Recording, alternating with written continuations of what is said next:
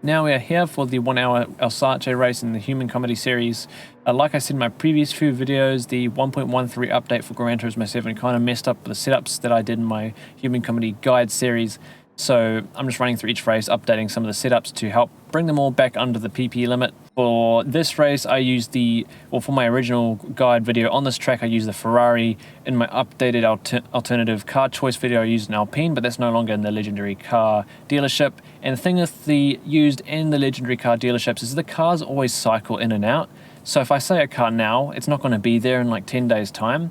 So the most reliable car for this event, you can pick up this Ferrari I can't remember which number it is, but you can pick it up in the cafe books. You can get it at any time. It's always going to be there. This car's great to do the race, and it's one of the best ones you can do it in. Obviously, some of the legendary cars will be better, but like I said, they're always cycling in and out, and you're not going to always be able to get them.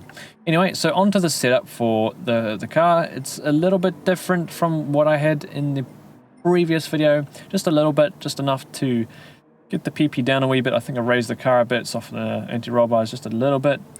And a few other things in here and there, and a little less power and a little more weight, just a little bit. But if we go to the transmission, I've actually brought the front gear ratio up a little bit. So I've got the top speed to 240, and then I've gone in here and I brought the first gear up to that number right there, and that just brought down the PP a little bit. So we're kind of fiddling with the gears again, just a little bit. It doesn't make a huge difference, but just enough to push it under the line. And yeah, so this is the car. It runs fairly similar lap times to what I ran in that previous video. The car's not too bad to drive. It's very stable, very beginner friendly. And if you're struggling with lap times, honestly, it's a long track. Just spend some time getting your head around the track, learning the lines, because if you can put good laps together, you should be fine. And if anything, I find this setup to be a fraction more fuel efficient than my previous setup. Obviously, there's a little bit less power.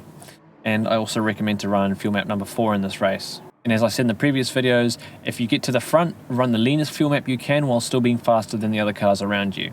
Now, I've seen a few comments saying that the Samba bus ends up being super quick at some point during the race. In my experience in this race, that hasn't really happened.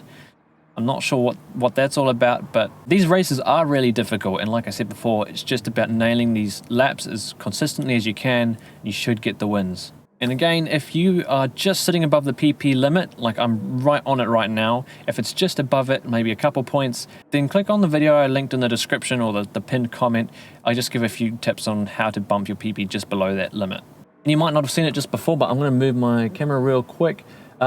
You can see the things that I have installed on the car, and I've also got the clutch and flywheel the racing one installed on the top right there, and a few other things in the middle. Those are the things that I have installed on the car, just so you know. And I also hear the Chaparral 2J also still works on this race. If you can mess around with the transmission, you can actually make it eligible for this event. So search around for that. I'm not going to show it here. I'm just trying to show the more legit methods.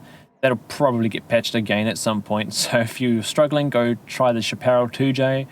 That'll be really dominant around this race. Thank you guys for watching. Make sure to check out simrace247.com for sim racing updates and news. And I'll see you in the next video.